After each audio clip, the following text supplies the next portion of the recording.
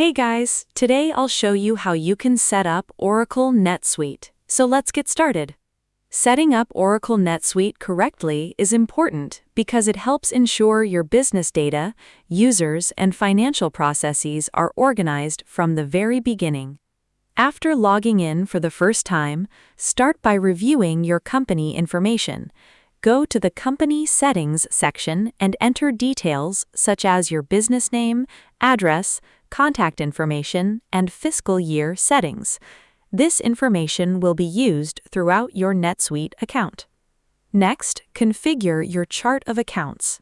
The chart of accounts is the foundation of your financial system and includes categories such as assets, liabilities, income, and expenses. Make sure the accounts match your business requirements. You should then set up user roles and permissions. NetSuite allows you to control who can access different areas of the system. For example, accountants, sales representatives, and managers can each have different access levels based on their responsibilities. If your business manages customers, vendors, or inventory, you can begin importing this data into NetSuite. Adding this information early will make it easier to process transactions and generate reports later. You may also want to customize your dashboard by adding shortcuts, reminders, and reports that you use frequently.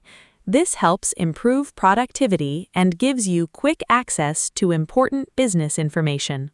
Finally, review your settings, save your changes, and test the system by creating a sample transaction to ensure everything is working correctly. Once these steps are complete, your Oracle NetSuite account will be ready for daily business operations and financial management. That's it. If you found this video helpful, consider giving it a like and subscribe.